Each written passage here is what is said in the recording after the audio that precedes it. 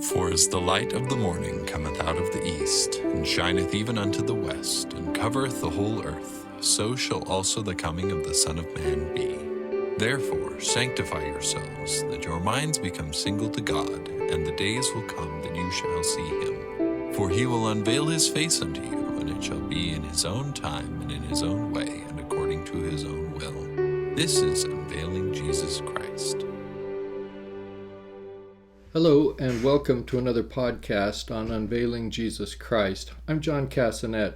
I've alluded several times to the great amount of temple work that must be accomplished during the sixth seal. In fact, I've talked about it quite a bit because there's a lot to do and a short time to do it. It kind of reminds me of that old theme song from Smokey and the Bandit, the one, "We got a long way to go and a short time to get there. I'm eastbound, watch your bandit run."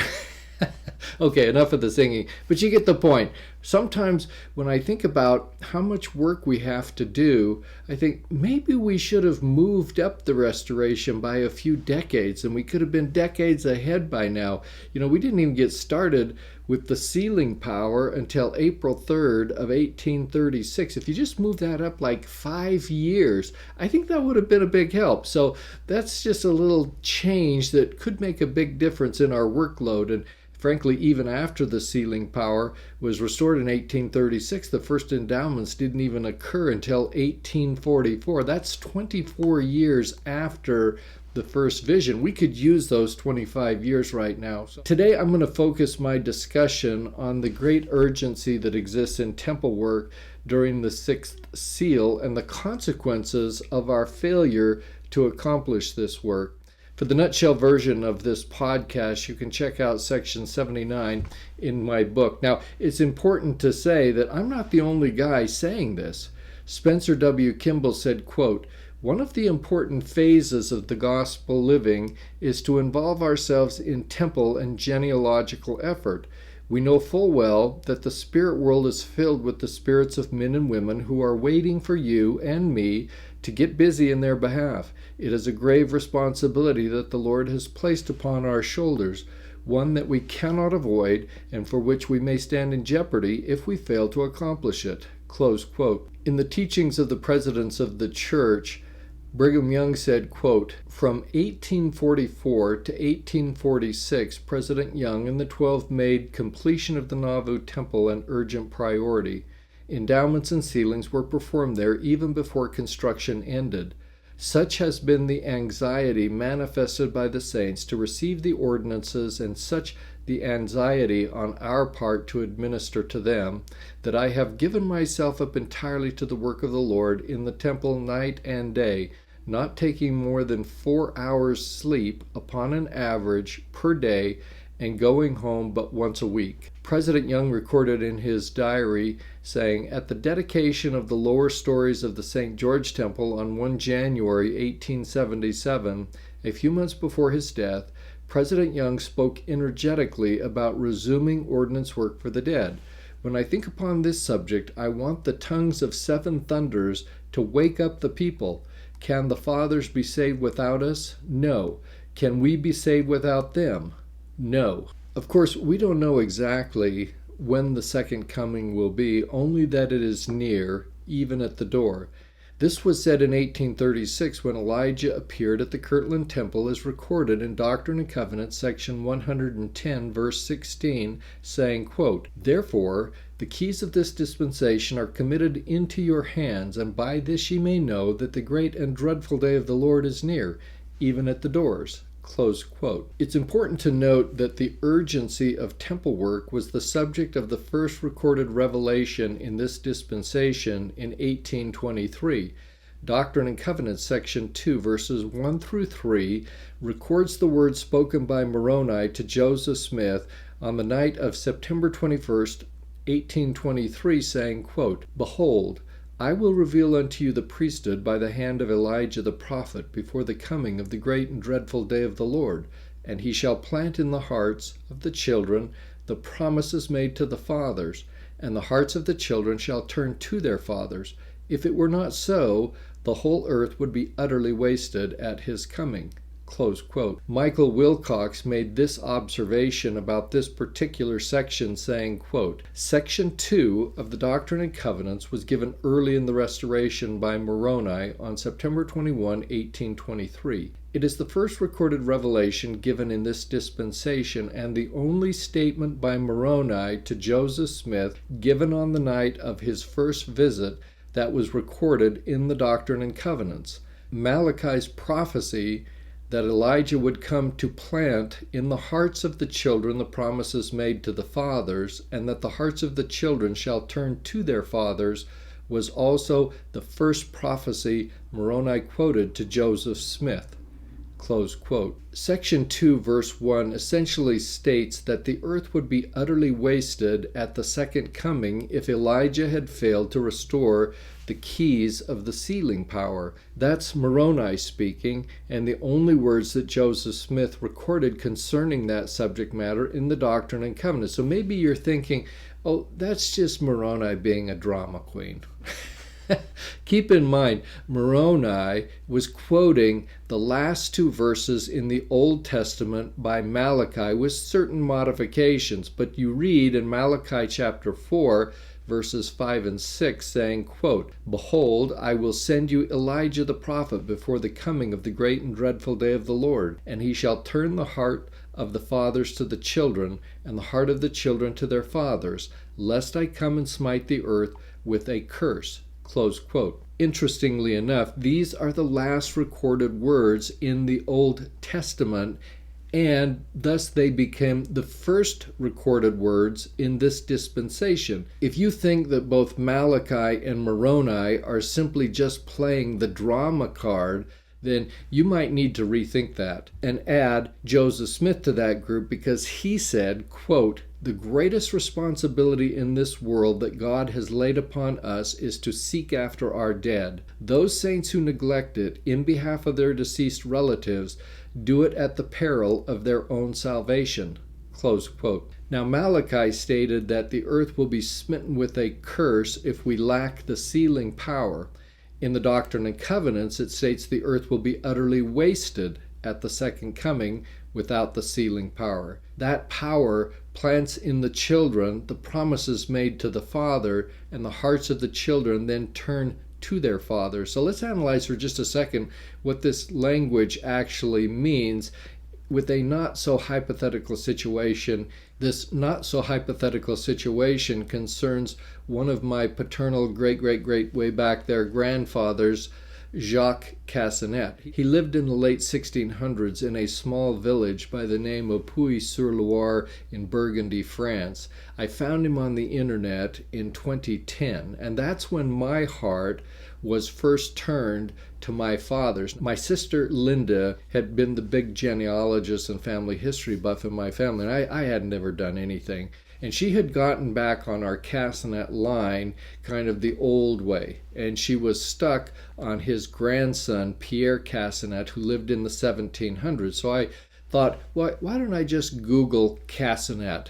The next thing I know, I found this guy named Jacques, who lived before any recorded Cassanet in our family tree. He was born about 1623 and he died in 1676. After kind of finding him on the internet through Google, I went to genealogy because that had some other things popping up on Google, and I began to connect the dots between this guy named Jacques Cassanet from the 1600s and Pierre, who we knew to be in our family tree. After a little digging around and connecting some dots, finally I connected them, and that's how my heart was turned to my father's, including Jacques. Here's the hypothetical part of this story. So everything I've told you is exactly correct, and eventually we go and we do the work for my great whatever Jacques Cassanet. But here's a hypothetical part of what I want to tie into this story.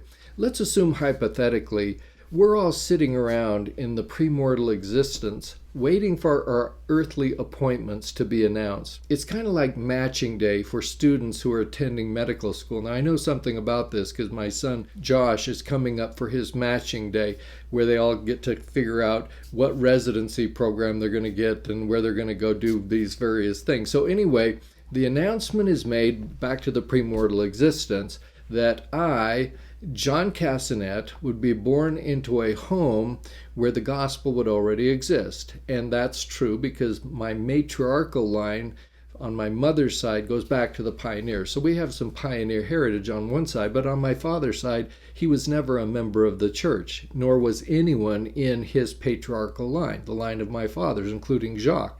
So a very faithful Jacques got some good news, bad news in the premortal existence at the time of the matching day, right? The appointments are being made. The bad news is he's going to be born in the 1600s when there's no gospel upon the earth, and he wasn't alone.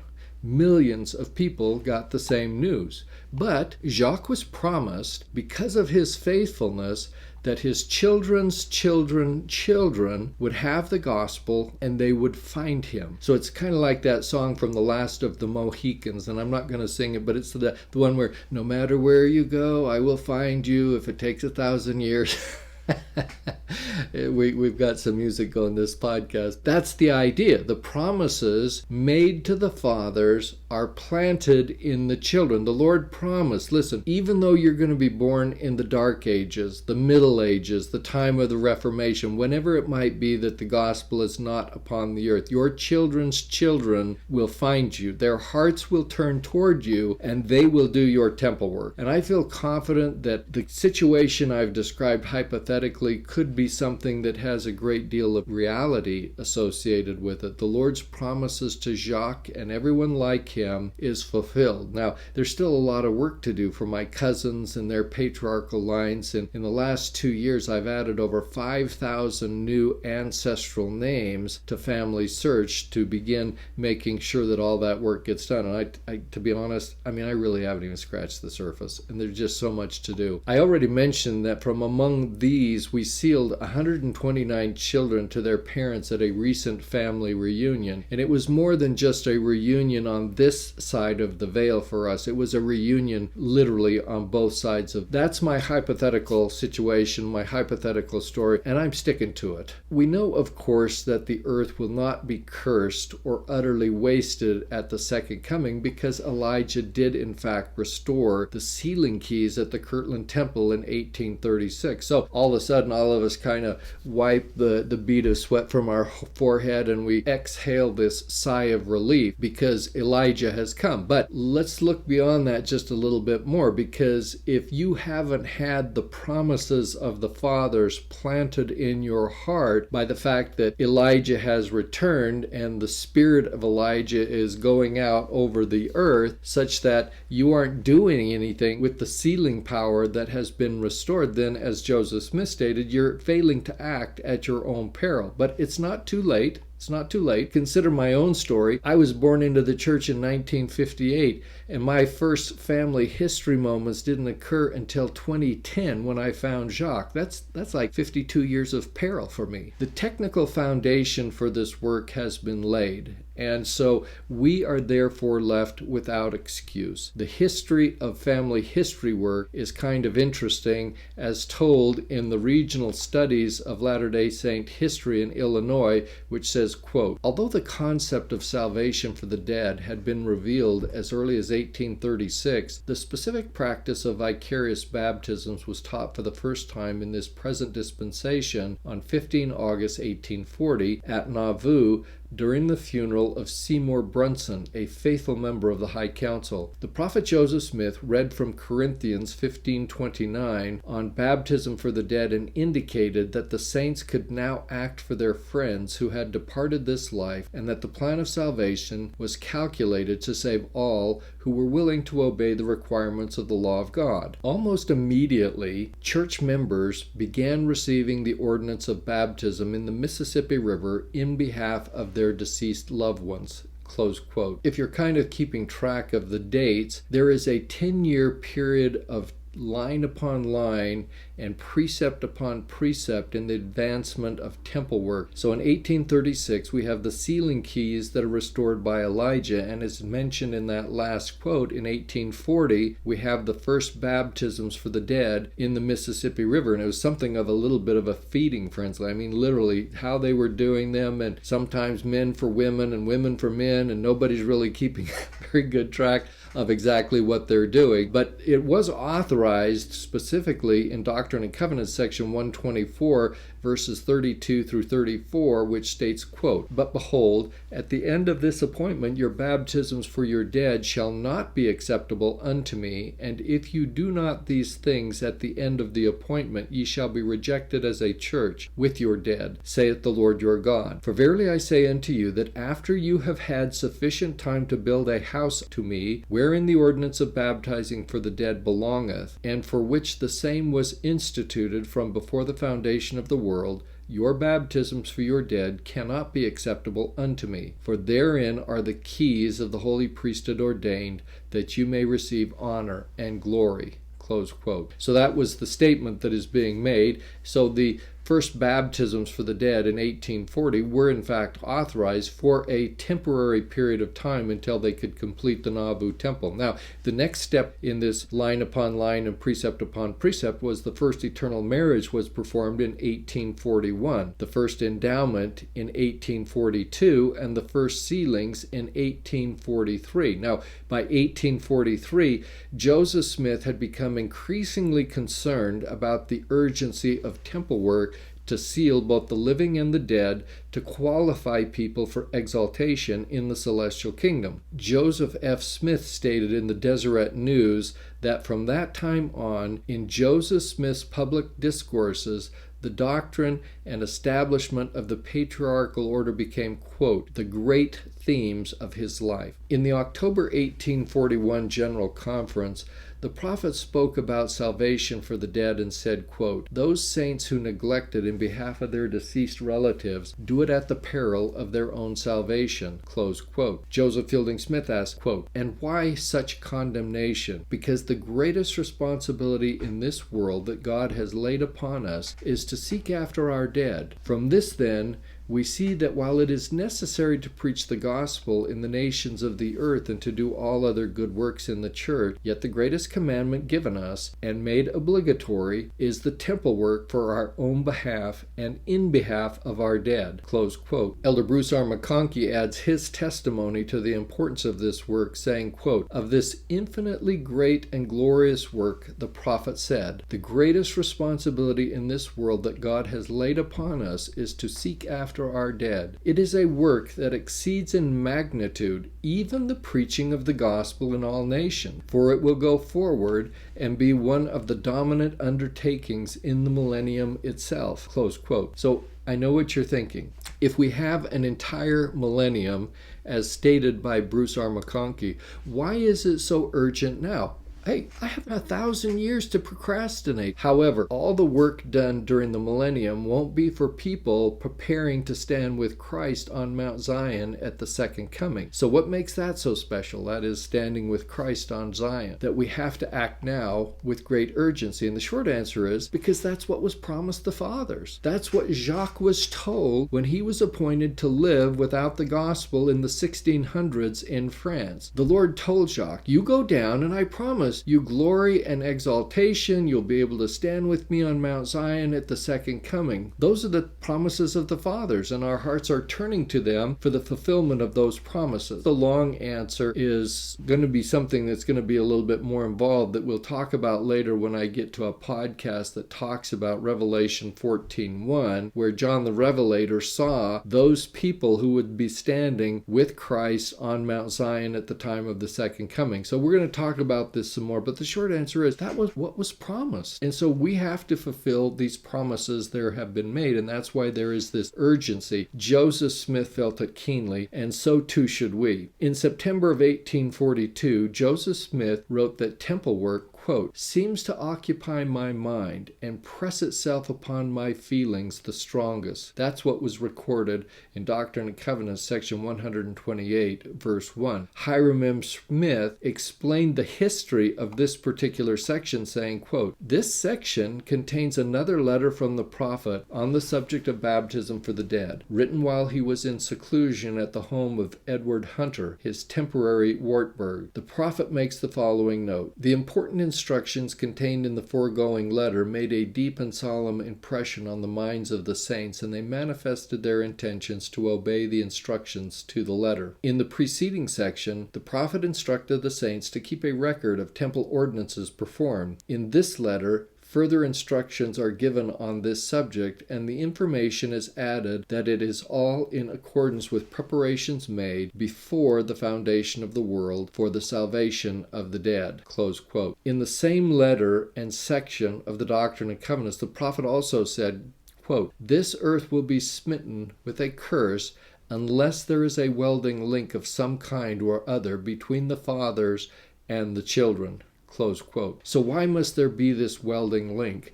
Doctrine and Covenants, section 128, verse 15, gives us that reason, saying, quote, "These are principles in relation to the dead and the living that cannot be lightly passed over as pertaining to our salvation. For their salvation is necessary and essential to our salvation, as Paul says concerning the fathers, that they without us cannot be made perfect, neither can we without our dead be made perfect." Close quote. Now this seems a little bit circular, doesn't it? That there must be a welding link between the fathers and the children because they cannot be made perfect without us, nor can we be made perfect without them, which means there must be a welding link between the fathers and children. You see how we get this circular kind of going around and around and around? Well, guess what? You ask the question, why do I need to perfect them to perfect myself? And whenever I think about perfection, I always remember the movie that's called Remember the Titans. So it's me remembering Remember the Titans. This was a movie where there was this high school racial integration that was occurring at T.C. Williams High School back in 1971. It was the home of the Titans. That's why I remember the Titans. But the idea is that at that time they had to integrate black players and white players. And so you have Gary Bertier, a white All-American defensive linebacker and also the team captain. Then you have Julius Campbell, who is a black All-American defensive lineman. And they get, of course, forced together in this integration plan back in 1971. They all go to summer training camp at Gettysburg College, and Bertier is complaining to Julius that the black linemen were not blocking for the white runners, the running backs on the offense. And Julius said, you know what, I don't care. I'm just going to get mine. He was just out for himself and getting a college scholarship. And when Bertier tells Julius that he has this horrible attitude, which he did, Julius says, hey, attitude reflects leadership. And of course, he was speaking of Bertier as the team captain. So the problem with Julius's attitude, saying, I'm just going to get mine. I'm going to do my best, show the world what I can do on my own, and then I'm going to get a scholarship to some big name college. The problem is, if you don't have a successful team behind you, the scouts don't come looking. And so they all have to be mutually successful. That's why they call them team sports. And at the end of the movie, of course, they have this perfect season. They're the state champions. There was no racial diversity. They were all one. And there's a lesson in there for us because our salvation is a team effort. What if Christ had said, what do I care for all these other people? I live my life perfectly and I'm going to get mine. It's up to them to live theirs perfectly. Why should I have to sacrifice myself for them? And if Christ had simply said, I'm going to get mine. And that's the real law of consecration. And what Christ did for us went beyond himself and blessed the lives of all his teammates, you and I. And so if we're going to have the gospel and the sealing ordinance, you don't just get to say, I got mine and I'm not going to worry about anybody else. That's just not the way that it works. And consistent with this concept of the law of consecration, you will never make it to the celestial kingdom because the law of consecration is celestial law. And if you don't live that law and have an obedience to that law by blessing the lives of those around you with the same blessings that you enjoy, then guess what? You don't get to go. It's just that simple. So essentially what we're talking about here is the fact that without Jacques, my great whatever grandfather, without him, I would never have been born. I could never be perfect without him and others that we call the fathers, because they lived before me and I am their ancestor, and it took him and many of the generations between him and me to get me to where I am today, and as one who enjoys the gospel of Jesus Christ in my life. So I, without him, can't be saved in that sense as well. So his perfection then also depends on me having my heart turned to him for the vicarious ordinances, which I do as a matter of consecration to those who live before me, that they can enjoy the same blessings, and forgetting about myself and devoting myself to the blessing of others. That's what needs to occur. Now, there's more to this than just these natural or mechanical explanation. There is this spiritual reason that I've explained based on the law of consecration. This is a law that is in the nature of this welding link. It's a covenantal chain that's connected by the law of consecration, where there is no place for selfishness, there is no self-centeredness, there's no me before you, and there must be obedience to the law for us to be perfected. Our attitude cannot be, I'm going to get mine, because anyone with such an attitude will not qualify for perfection. So when Joseph Smith said, they without us cannot be made perfect, neither can we without our dead be made perfect, he was expressing the foundational principle of the law of consecration. It's all for one and one for all. Orson Pratt expressed the principle in this way, saying, quote, we may do all that we please for ourselves, and yet if we, through our carelessness and indifference, neglect to seek after the salvation of the dead, the responsibility will be upon our own heads, and the sins of the dead will be answered upon us, because we had the power to act for them, and we were careless and indifferent about using it. Close quote. In prior podcasts, I have talked about the urgency to perform temple work in the sixth seal, because there's a lot of work to do in this relatively short time. And I've said there's a lot to do before the second coming in order to stand with Christ on Mount Zion. But there is another related reason, is the resurrection that will accompany the second coming. We know that at the second coming, the morning of the first resurrection will resume for exaltation-worthy people. I've also stated in a prior podcast that the law of earthly ordinances requires that all exaltation-worthy saints receive the sealing ordinance before the resurrection, in the morning of the first resurrection, to say specifically. I'm going to discuss this law in my next podcast and how it affects what we must accomplish during the sixth seal. So the problem is this.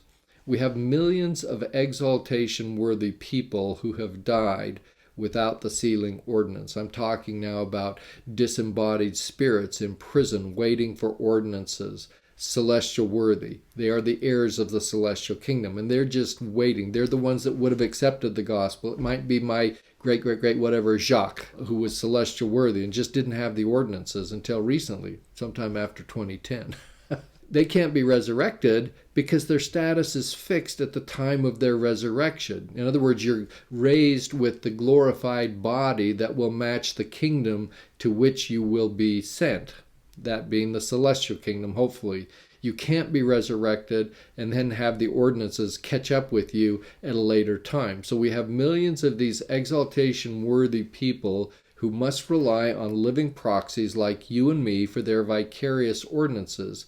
These ordinances will continue for 1,000 years of the millennium, which means the morning of the first resurrection will continue for 1,000 years. And more on this resurrection when we get to Revelation chapter 20. But the fact of the matter is, someone who resurrects during the millennium doesn't get to stand with Christ in the flesh on Mount Zion at the second coming. That's just a promise that is not going to be fulfilled unless we do the work required to put them there. So in 1983, Gerald Lund put the magnitude of this vicarious work into perspective when he said, quote, in a little book published by the church called From You to Your Ancestors, we get a small glimpse of the enormity of this latter task. The book indicates that somewhere around 52 million people die each year. We do vicarious work for about 5 million people in the temples each year. This means each year we fall 93.5% behind in the work for those who die. And that's not to count the billions who died before, close quote. A couple of things you need to keep in mind about this. That was in 1983 when it said we were doing 5 million people in the temples each year. We have significantly more temples today, so I'm sure that the number is better than it has been in the past. And another piece of good news is that we don't need to perform ordinances for all of the billions who have lived. We have only the ordinances to do for those people who will ultimately qualify for the celestial kingdom. People in the terrestrial and telestial kingdoms require no ordinances, nor do sons of perdition, of course. So right now we perform them without really knowing who exactly is going to qualify and who won't qualify. But the thing that I will tell you is you need to do the work of your ancestors. You need to do your family history. When you go to the temple, rather than taking someone who could be just some random stranger picked up through this mass photography of ancient records, none of us know which of those might accept. But I will tell you this, though there were promises that were made to your ancestors, your fathers, and your heart is turning, but it's not quite turning in the right place. You need to turn it into your ancestors and make sure you find them, those genealogical lines that carry the blood of Israel. That's the work that you need to be doing. That's the most important work that you can be doing. So while I commend you for going to the temple and taking a temple name, you will be a much greater blessing to your ancestors in the short time that we have to perform this work if you go find them and you take their name to the temple rather than a random name. Random's probably a little bit of a harsh word. Nothing is random, right, with the Lord. There are people who will be blessed who are, quote, temple names, certainly, but I'm just suggesting that your heart needs to turn to your fathers, meaning those in your patriarchal and matriarchal lines, and then we can be much more effective in the work that we have to do. Bruce R. McConkie has written that, quote, "The dispensation of the fullness of times is the great era of vicarious ordinance work, a work which will continue during the millennial era until it has been performed for every living soul entitled to receive it." Close quote. And that's certainly a true doctrine, but right now our focus has got to be on those in our ancestral line and those who are trying to qualify to stand as saints on Mount Zion in the flesh. Elder Edward L. Crissold said in a conference statement, quote, "When we say temple work, we mean genealogical research. We mean the family records. We mean presenting an acceptable record in the house of the Lord. We mean baptism for the dead, endowments for the dead, and endowments for the living. As we contemplate this work, my brethren, we can begin to understand why it is the greatest work. Temple work transcends more space and more time and more people than any other work in the church." Close quote. Now I will note that Elder Clissold gave his remarks at a conference talk in 1959. So think about today as hundreds of new temples are announced and under construction. People 60 years ago could scarcely comprehend what we are seeing today. Joseph Fielding Smith has said, quote, "The greatest work, after all, devolves on the members of the church who have the priesthood, power, and privilege to go into the temples, taking the names from these compiled records and from all other authentic sources, and performing the ordinances in behalf of their dead." Close quote. He, of course, is parroting the words of Joseph Smith in 1844 during the King Follett sermon when the prophet said, "The greatest responsibility in this world that God has laid upon us is to seek after our dead." So time is running out for Saviors on Mount Zion to perform their saving work. The time is running out for the beneficiaries of this work and the recipients of the ordinances to prepare themselves to stand on Mount Zion in their resurrected condition as the morning of the first resurrection resumes. Victor L. Ludlow has said, quote, "Temple work brings the blessings of the Savior's redemption into the lives of others, and thus we join him as Saviors on Mount Zion. Indeed, without this vicarious work, the greatest blessings of God's plan and Christ's atonement would not be available for many of our spirit brothers and sisters. A major purpose of this earth life would be so frustrated that the Lord himself would come and smite the whole earth with a curse and consume all flesh before him. Temple work is a key element and a valuable blessing in this stage of our existence. Close quote. Wilford Woodruff also explained the urgency of the situation when he said, quote, "In the night vision, I saw Joseph Smith at the door of the temple in heaven. He came and spoke to me. He said he could not stop to talk with me because he was in a hurry. The next man I met was Father Smith. He could not talk with me because he was in a hurry. I met 6 brethren who held high positions on earth, and none of them could stop to talk with me because they were in a hurry. I was much astonished. By and by I saw the prophet again, and I got the privilege to ask him a question. 'Now,' said I want to know why you are in a hurry. I have been in a hurry all through my life, but I expected my hurry would be over when I got into the kingdom of heaven, if I ever did,' Joseph said. 'I will tell you, Brother Woodruff, every dispensation that has had the priesthood on the earth and has gone into the celestial kingdom has had a certain amount of work to do to prepare to go to the earth with the Savior when he goes to reign on the earth. Each dispensation has had ample time to do this work. We have not. We are in the last dispensation, and so much work has to be done, and we need to be in a hurry in order to accomplish it." Close quote. Note in this quote the reference to temple work in our dispensation for those who have lived in our dispensation, as well as those in past dispensations that maybe didn't get it accomplished. Those who will live in the millennium will be performing work for those that live during the millennium. For those that will not be exalted to stand with Christ on Mount Zion at the second coming. So these are different people with different blessings. Now, I'm not saying that people who live during the millennium can't or won't be exalted. They will, but they can never go back, having never lived until the time of the millennium, to be able to stand with Christ on Mount Zion at the second coming. It's just not possible to make that happen. So we have this urgency to seal all that we can before the end of the 6th seal for living members of the church, and we do that because it will provide them with spiritual protections that accompany the seal of the living God that John mentions in Revelation chapter 7, verses 2 and 3. And you can check out my prior podcast from August 13th of 2024, August 18th, and September 1st, all in this year, which talk about the seal of the living God and the protections that accompany the seals. The sealings are needed in the 6th seal before the spiritual darkness that will occur during the first woe of the 7th seal. This will be a time when the elect will be threatened, as discussed in Revelation chapter 9. So that's why we have to be about this business and do it in a big hurry. For the sealing of the dead also are they that will then stand with Christ on Mount Zion and descend with him in glory. So we have work to do for the living, we have work to do for the dead. Having gone through all of this, I hope, as in prior podcasts, that you have a greater appreciation for the temple work that we must accomplish in the 6th seal. It's the greatest work of our day. Our temporal activities pale in comparison to the temple work that we need to do. Now, in my next podcast, we'll discuss a related topic that influences the urgency of temple work.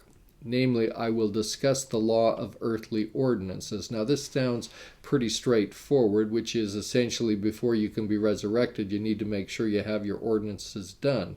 But I will discuss how and why that law operates as it does. So I hope you'll join me then. Thanks for listening, watching, sharing, and subscribing, and to Jenna for all the technical stuff. I'll see you next time on Unveiling Jesus Christ.